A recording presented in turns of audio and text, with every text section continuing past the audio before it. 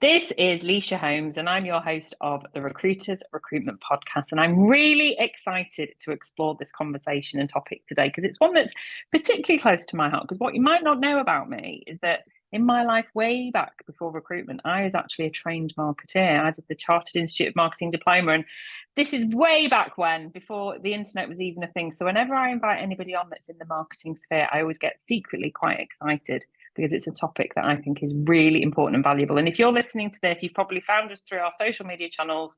So it all plays very nicely into what we're going to talk about. So without further ado, I'd like to welcome Amber Loach, who is the MD of Prominence, a marketing agency for recruitment, to our community. Welcome to you today, Amber. How are you? Hi, Elisha. I'm good, thank you. How are you doing? I'm doing very well. Thank you very much indeed. I'll stop you there. It's Leisha, by the way, because anyone listening knows that I do correct people and then I sometimes forget to correct people. But I'm doing really well. It's good to meet you. So for those who are not yet familiar with you and what your business does, can you give us a bit of a backstory, please? Yes, so Prominence, as you said, we're a marketing agency for the recruitment sector. We specialise kind of in the 10 to 50 consultant space. We're usually the first exposure to marketing that a recruitment agency has. So and how we typically work is that we come in, we do a marketing strategy for the recruitment agency, and then we deliver everything that's in that strategy. So whether it's social media, content creation, salary surveys, SEO, paid advertising, podcast, webinars, whatever it is, whatever's going to help achieve your business goals is what we deliver for you from a marketing perspective. So yeah, we're a one-stop marketing shop, as it were. I love it. And the fact that the size of business that you tend to specialise in is probably a large majority of UK, I would say, UK-based recruitment businesses is that SME market. It's actually a main part of my client base as well. Would you say, are most of your clients in the UK? We're actually founded in New Zealand, so right. which feeds in nicely to, I guess, my story and how I came into Prominence. Sure. So we're founded in New Zealand. Majority of our clients are actually in Australia. We're actually pretty comparable now UK-wise in the number of clients that we have. But yeah, so as a 21-year-old, I moved to London and my first marketing job was in-house at an education recruitment agency. Did that for about 18 months and then got the travel bug, decided to go over to Australia, did my backpacking, traveling around, and then my first job over there was another in-house marketing role at a recruitment agency over there. And then I joined Prominence after, again, another 18 months or so as an account manager. So my journey at Prominence started as an account manager in Sydney. I was there for about 2 years until I decided I was ready to come home. So I was in Australia for about 4 years, all up. Wow. Met an Australian boy, you know what it's like, and then came back to London, and I opened the London office for Prominence. I love that. So I was UK director for a while, and then as of kind of mid last year, I stepped into the MD role, overseeing all operations for Prominence globally. So we're in Australia, New Zealand, Malaysia, Bosnia, and the UK, which is wow. So you're truly international. The only place I love it. is the US, but I'm sure we'll get there on the.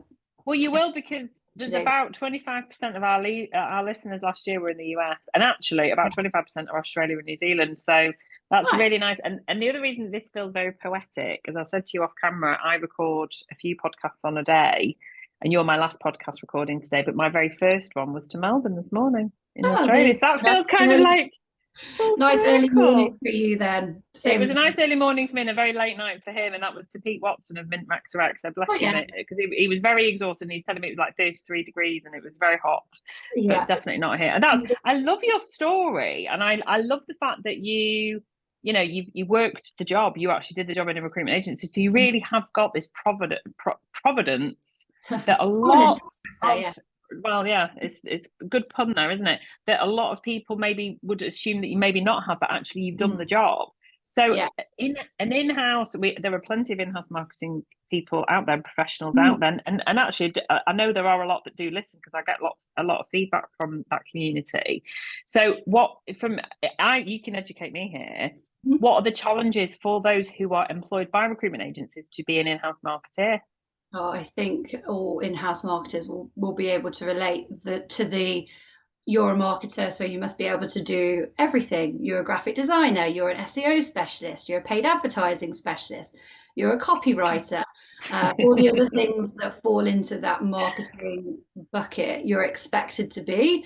And from my experience, that I was very junior when in those kind of internal roles, and I really struggled to get buy-in from senior leadership teams around budgets, and really I didn't really have any exposure to, I guess, the business objectives of those agencies either. Like I think that's something we could potentially talk about a little bit more, but definitely something I know when you're first starting out in your marketing role is getting the big bosses to understand what you're trying to achieve and to give you insight into what the business is trying to achieve, so you can tie in your marketing goals. But yeah, trying to get budgets approved, trying to do everything, and trying to understand what the actual ultimate marketing objective is definitely an in-house marketer's downfall. So we do sometimes work with in-house marketers as well. Worth saying. We obviously sometimes you'll have a head of marketing or a marketing director who doesn't want to do social media anymore, doesn't want to write blogs. They want to be at that strategic level, and we can kind of step in there and take that day-to-day stuff off their hands, or we can often step in and support a junior on the more strategic side, and give them a bit of support. So yeah, we can slot in a lot of different ways, but yeah, an in-house marketer has a tough job for sure. I agree. I think it's a really underestimated role in terms of how challenging it is, because and I have heard that before. I've interviewed marketers from recruitment before, and they say that that's the biggest challenge, that people don't really understand what they actually do and think that they can you just do the Canva, and can you just do this, and you're trying to do something strategically. And I guess the other part of it is that so many recruiters have had to develop their marketing skills through, particularly over on LinkedIn, especially rec to rec, for example. But in the white collar market, I would say professional services, most professions tend to operate on LinkedIn. That's the go-to kind of where you go and look for jobs or connect to specialist recruiters.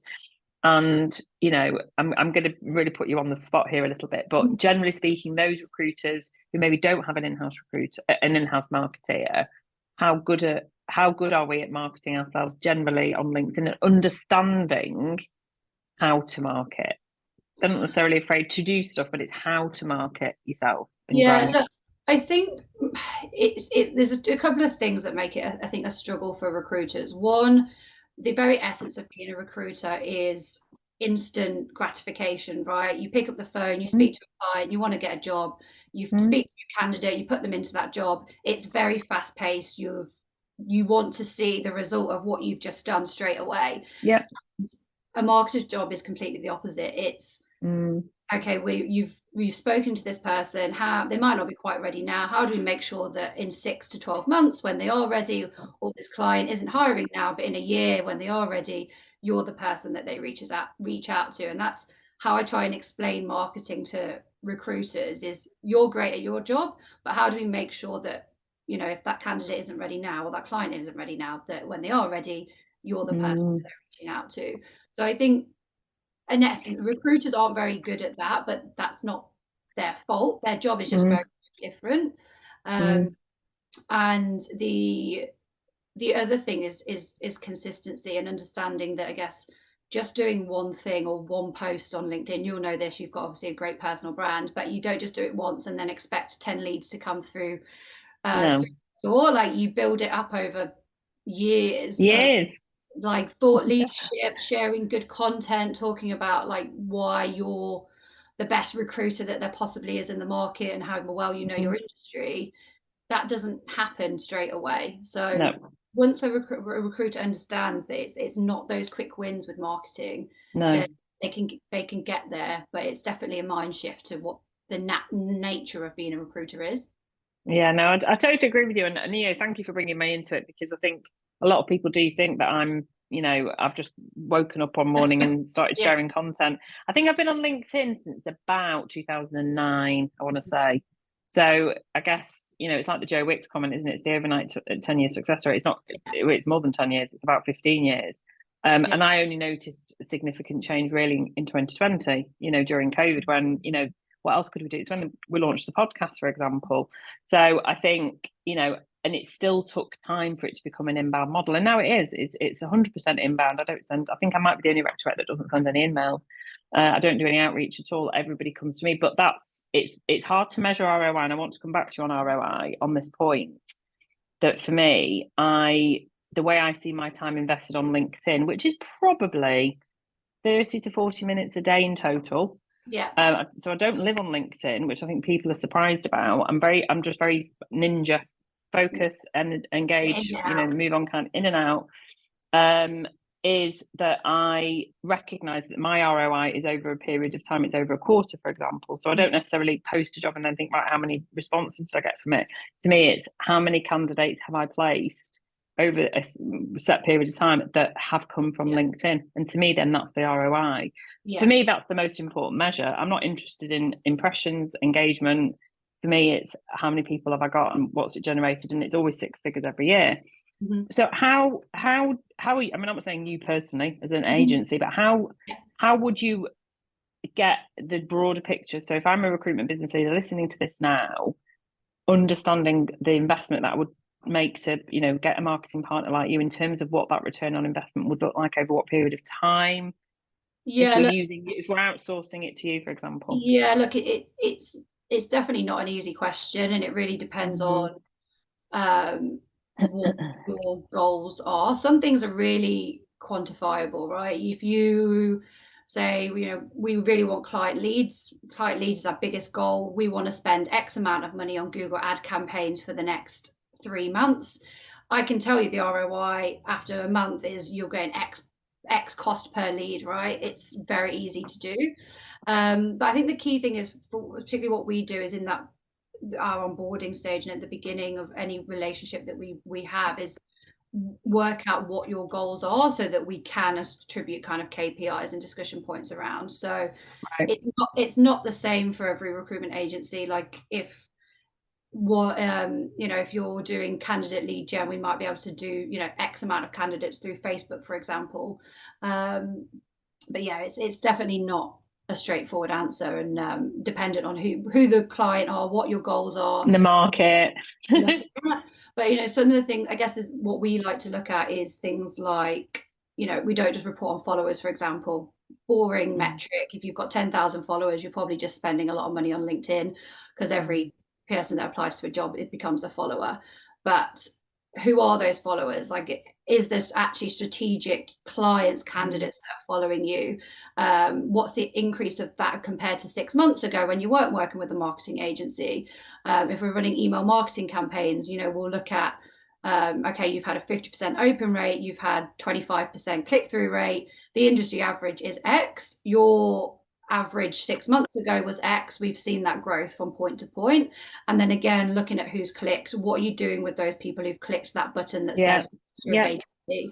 What are your consultants following up on them? Because that's a really important BD list. So here's 10 clients that clicked, yes, I'm interested in recruiting at the moment.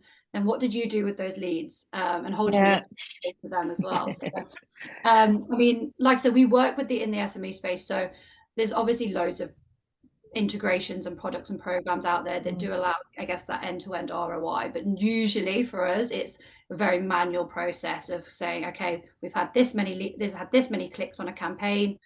These are the people that came through to you. What happened with them? What did you do with them?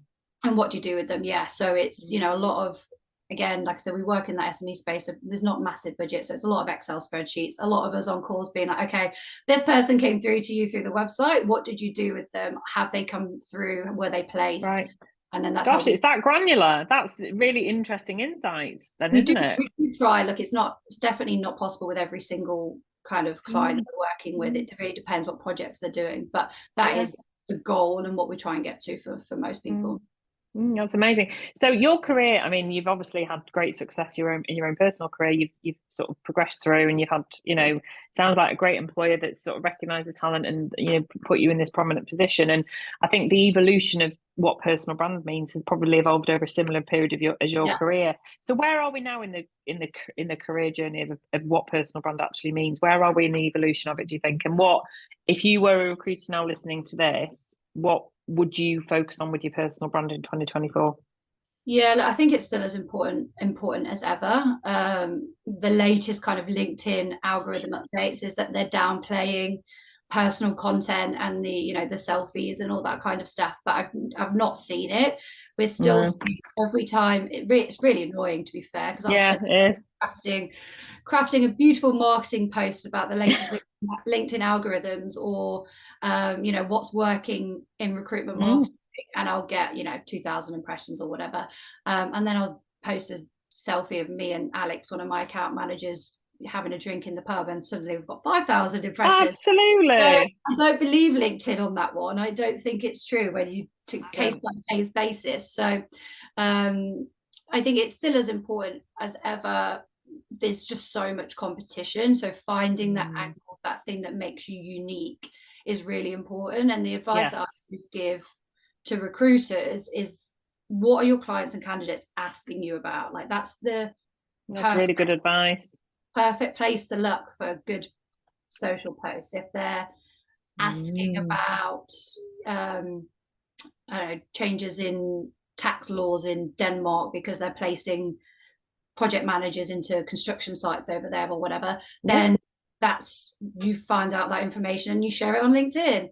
Or if you've got candidates saying, I really want to start working in an office again, I'm over remote working, that's something that you want to be sharing. I mean, I do try and stay clear of the remote working, work from home content, because I think it's been overdone a little bit. But if people, the polls on it, I think, oh my God, does anybody even vote on that anymore? Yeah, exactly. So it's if you can think about what the conversations that you're having with every day makes a perfect content. And the other thing that I recommend, and this is so much easier than creating huge amounts of content every day, but is looking at LinkedIn hashtags. So I follow hashtags, hashtag recruitment marketing, hashtag recruitment, and just see who's posting on those hashtags. It's a really easy way of finding potential clients and candidates. Because if you're a healthcare recruiter and you're searching for hashtag healthcare news or healthcare or whatever, and you find a piece of content that a CEO or director of health or whatever it is posting about, and you're commenting on it, you're connecting with them, you're liking that information, you're building your personal network that way as well, not just it's really clever. Good advice. Self. This, you can piggyback of other people's content as well. It doesn't have to all be your own. No, that's a really good point. I'll come back to that in a sec, but I don't think I've ever had, in all the marketeers I've had on, we've never talked about hashtags. And actually, I'd seen something that said that they weren't valuable anymore, but I still use them in my posts, because until I see everybody stop using them, or until they disappear, why would I? Because like you, we're probably following similar ones, really.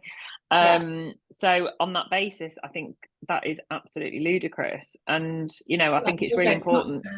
Not there's going to be no harm to it, right? You might as well. No, it doesn't drive down your content at your reach, does it?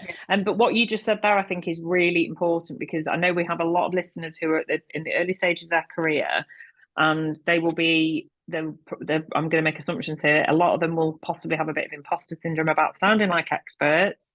They don't want to sound overconfident or arrogant or like charlatans, because they're just learning. And so actually, I think particularly for that cohort of recruiters, what your advice just was then about, using other people's content and reframing it as, I read this and this is really interesting. What do you think? So you're not claiming to be the expert, but you're building your knowledge yourself, and you're showing that you're prepared to share it. So I really like that bit of advice there, Amber. I think that's really useful for that cohort.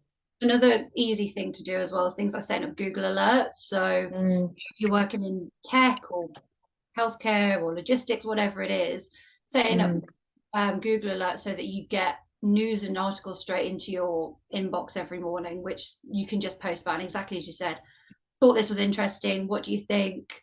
Blah, blah, blah, blah. Like, it can be as straightforward as that. And then obviously the other side of that is that you should, or what we specialize in mostly is the company branding side of things. So as a recruiter, utilizing what the company's posting about is also a really easy way of giving yourself. But not just sharing the company page on LinkedIn. It's engaging with it properly, because that's a big bugbear of mine. If anyone does that and you can see the same company, the same people, you think, oh my God, just scroll past quick. So sharing that, or speaking to your marketing partner about getting some content created for you specifically. again, we do that if we've got real marketing ambassadors within the teams, you know, giving them some of their own content to create. Or using testimonials. You know, if you're somebody in your testimonials. first year, you've got a testimonial from a client, you could speak to the, you know, your marketing partner or your leader and just say, how do I make the most of this? What do I do with it? Because that is testimony. That's how you build your reputation. Yeah. And also, just going back to your point there about Google, as you look on your homepage on LinkedIn, on the right hand side is all the top news stories. I presume it's built to your algorithm, but Yeah.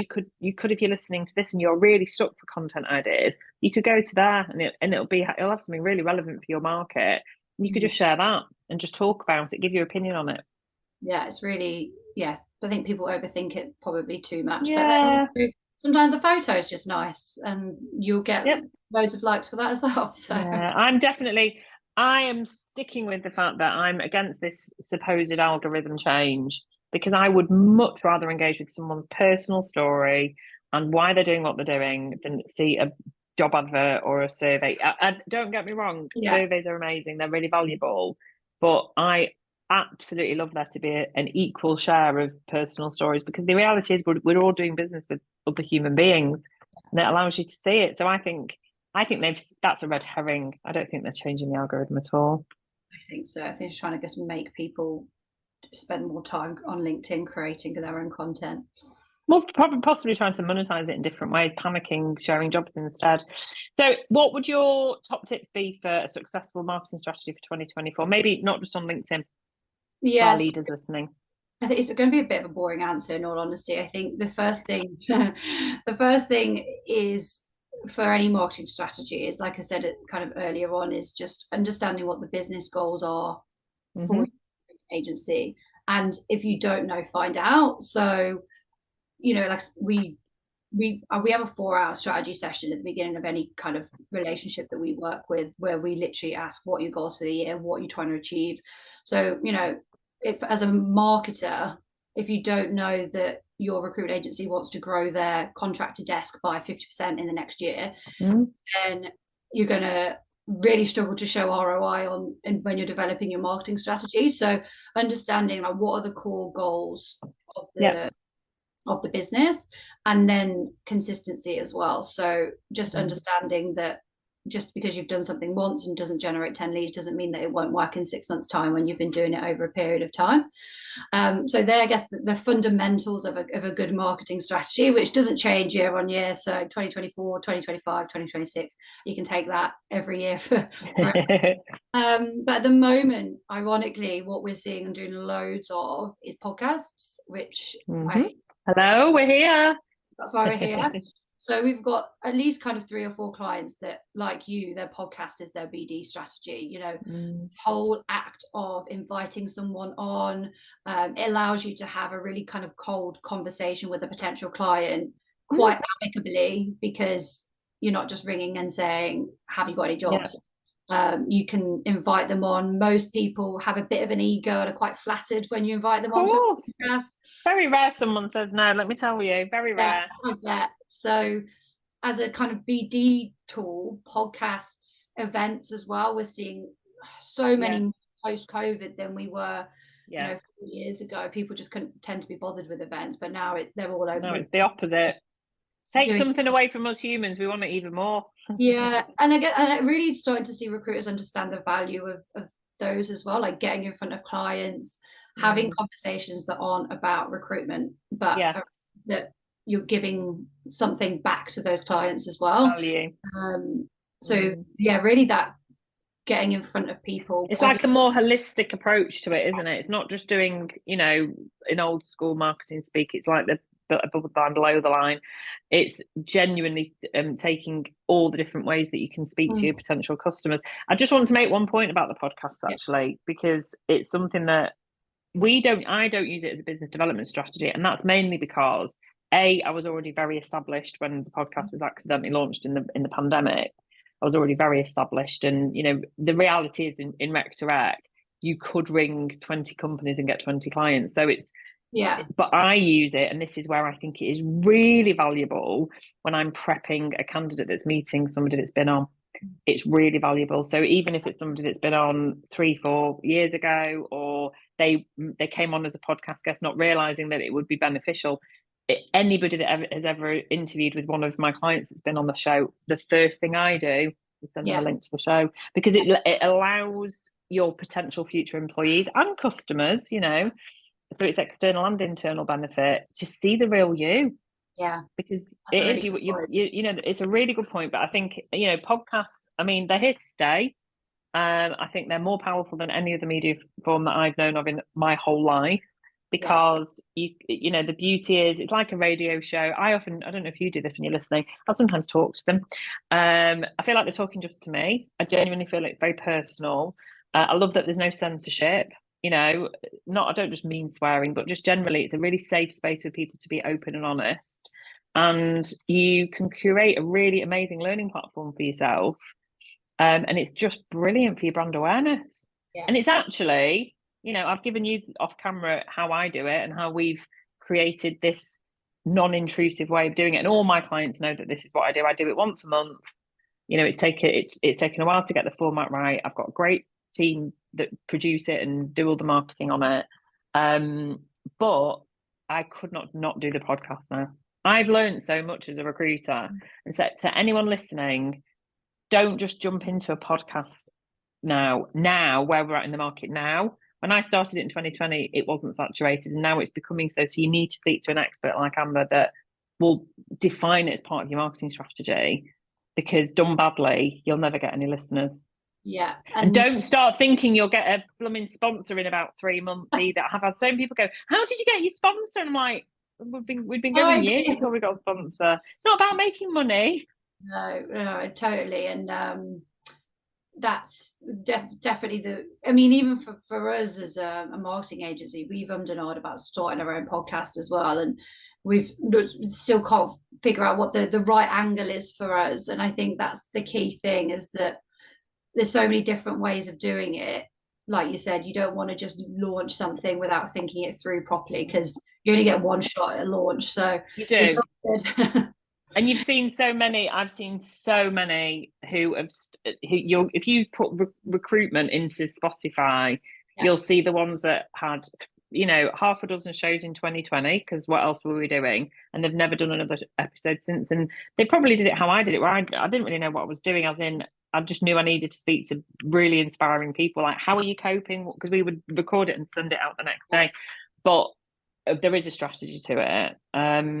And I think you could definitely have one, because you could invite your clients on. I know. It's the whole practicing what you preach, isn't it? It's like I'm posting on my own LinkedIn. I'm not as good as it as I should be. I wonder if by the time this goes live in February, you maybe have got a bit further. But you've got some exciting news, haven't you? There's some branding changes happening as we speak. As we speak, we're going through a whole new rebrand, new website. Very, very excited about next stage of Prominence in this year. Looking to be a big year, which is nice. That's really exciting. Well, hopefully, if you've listened all the way through to the end of the show, I'm always grateful to those that do. Make sure you connect to Amber and have a look at what Prominence are doing, and get in touch if you've got any questions with Amber. And as always, thank you for being part of our community and listening to the Recruiters Recruitment podcast. Thank you.